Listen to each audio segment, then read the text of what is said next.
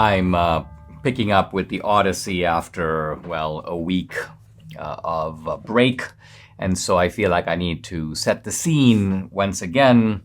We're in book 12 of the Odyssey, and we're, well, in the last phase of Odysseus's adventures as told by a flashback. Odysseus is talking to the Phaeacians. He's telling them about his journeys.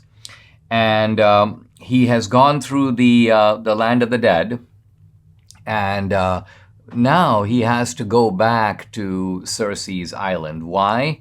Because if you remember, there was a kind of minor character named Elpenor who went up on the roof of Circe's palace, fell down as he was trying to descend, broke his neck and died. And he told Odysseus in the land of the dead, please go back and bury me. So Odysseus does that. He goes back to Circe's island, and quickly we chopped the wood, and at the farthest headland we held a funeral for him and wept profusely, crying out in grief.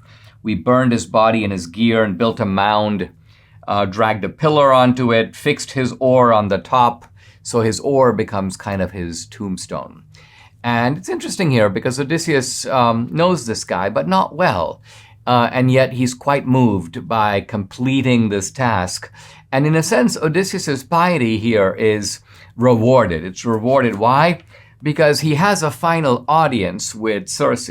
And it turns out Circe gives him really valuable advice, really on three fronts. So the first thing that Circe says is, as you sail on toward Ithaca, kind of go this way, but as you go, you're going to come across these sirens. Now, who are the sirens? Well, the sirens are these strange creatures who sing beautiful, haunting, sad, unforgettable melodies. But it's a temptation. It's a seduction, because once the sailors hear the song of the sirens, they don't want to leave. They want to stay there, and they stay there, and they can't leave, and they die. In fact, Circe says, the sirens will seduce you with piercing songs. Around them, around the sirens, lie great heaps of men, flesh rotting from their bones, their skin all shriveled up. So Circe says to Odysseus, listen, as you go by the sirens, you got to use wax to plug the ears of all your men so they can't hear the song. That way they're not going to be seduced by it. They won't fall for the temptation. They'll keep going. But then she knows Odysseus, and she knows being Odysseus, he's going to be like, yeah, but what do the sirens really sound like?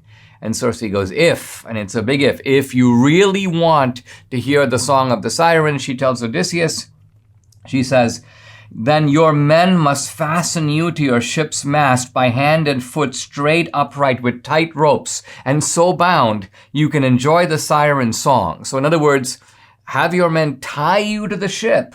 You can't get out, and that way you won't stop. Even though you'll be tempted to stop having heard their songs, the ship will keep going, the men will keep going, and this is the way that you, and it turns out only you, because Odysseus in fact does this, will be able to hear the song of the sirens. And then says Circe, onward you go, and you're going to come across, well, what is now very famous, the choice of Scylla and Charybdis. Now, Scylla, or Scylla, is a monster, a dangerous monster with 6 necks, 6 mouths, who actually eats people. She's a cannibalistic sort of monster, quote, pregnant with death, as Circe describes her. No sailors ever pass that way unharmed. And on the other side is this kind of massive, treacherous whirlpool called Charybdis. And basically what Circe advises Odysseus is sail it right in between, go between Scylla and Charybdis.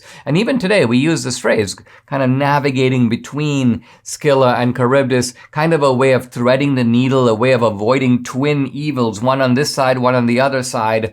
But Circe says, listen, if you have to navigate to either side, go a little bit toward Charybdis. Don't go toward Scylla, because your men are going to be attacked and are going to be eaten. And as it turns out, Scylla is actually able to reach out, grab 6 of Odysseus's men, basically one for each neck or one for each mouth, and those 6 men get eaten as they go through, as they somewhat successfully get by Scylla and Charybdis. And then finally, Circe tells Odysseus, you're now going to reach the island. It's called Thrinacia, or Thrinacia, and this is the island of the sun god, Helios.